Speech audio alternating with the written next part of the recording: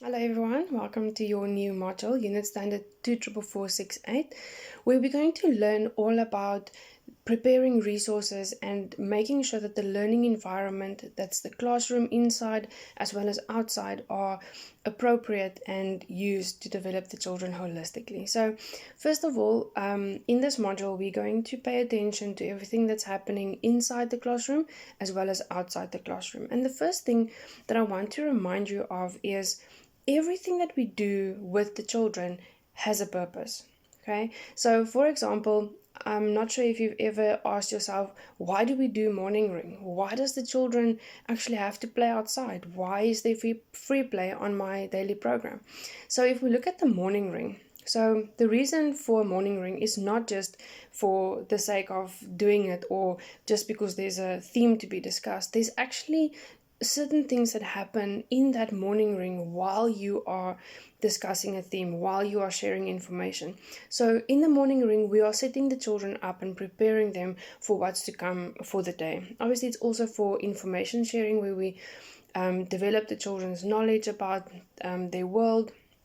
They are also practicing listening skills because they're listening to you, they're listening to each other. There's certain social skills that they build in the morning ring while they listen to each other, they hear each other's stories, they communicate with each other, they ask questions. It also creates a sense of belonging because everyone is together as a group in the morning ring. So they build a sense of belonging so the child can actually feel like they belong to the classroom. The second thing is the outdoor play on our daily program. So there's actually a lot of important factors that's important for you to remember when it comes to outdoor play. So the one thing that we tend to forget is the fact that sunshine is extremely important for our bodies, and the sunshine and the sun kills the germs, and it when the children is playing outside, they get vitamin D, which is also that our body gets from the sun and playing outside. So very, very important. Children, when they play outside, they explore their world. There's different textures that they explore. There's different things that they do. Physical development, there's social development happening outside. So it's not just for the children to play outside. There's actually very important things that's taking place. Free play, we all know children love to play freely, so where we make resources available for them to use in whatever way they want. So it builds imagination, it helps children to build confidence, because when they are able to play free and do things that they feel like doing, they take chances and they take risks and they try something new. So just a little bit about that. So the next part that I want to go through with you is developmental outcomes. So everything we do at the ECD Center has a purpose. So if I ask you, why do you eat or why do you sleep? Your answer would be, because I'm hungry and because my body has to rest. The same with every single thing that we do at the ECD Center is we need to make sure that everything we do has a purpose. Every single activity, everything that we do with the children, there's a reason for us to do that. Okay, so when we look at the domains of development, and you will see in your notes that there's now 6 domains of development and no longer 5. The extra one is the moral development, where children develop their sense of understanding between right and wrong. They learn manners, they learn how to share and how to care and things like that. So I want you to when you think of developmental outcomes, I want you to think about, why do we develop children physically? Why do we develop children with their language and speech? And if we look at the areas, so for every single domain, there's a purpose. So if we, for example, take cognitive development. So if we pay attention to cognitive development, we are developing different skills. So counting, we are developing their thinking, their reasoning, their recognition of concepts like shapes. We also focus on emergent literacy. So for every domain, there's certain things or certain purposes or goals that we are trying to develop. So the next thing I want to go through with you is an integrated activity. So it's a new concept for you, but integrated means that we are doing activities that is developing more than one domain.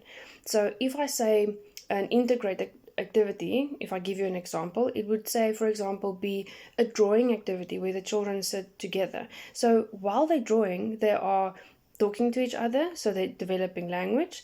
They are thinking about the picture that they are drawing, so cognitive development.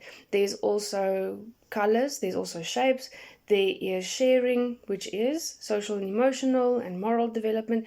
So everything we do, we must try and make as integrated as possible. So it means activities or things we do that is developing more than one domain.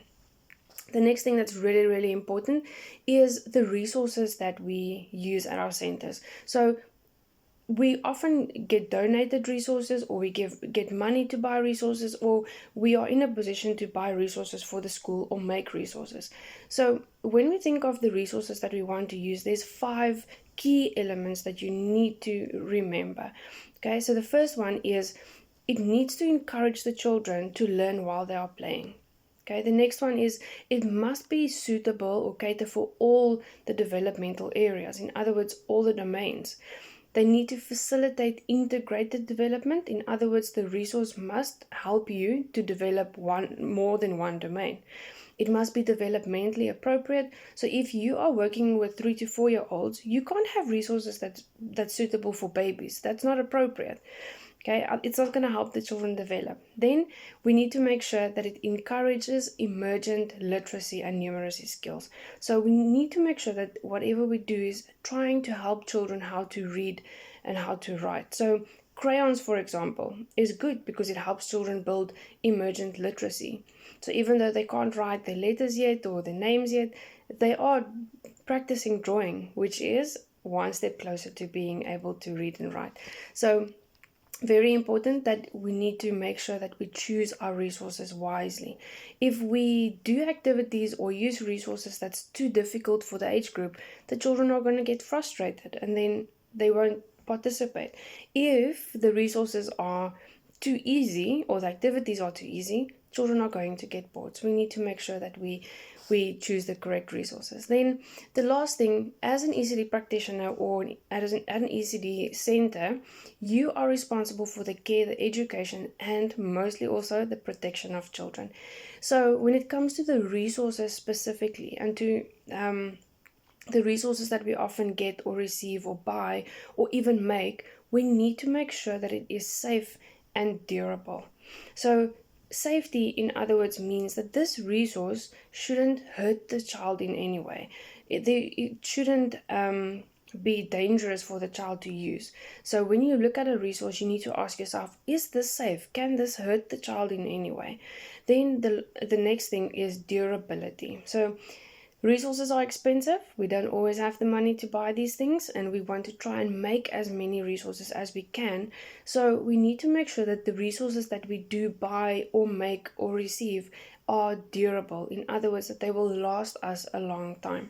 So 2 very important concepts that you need to remember. And I want to encourage you to go and read through your module.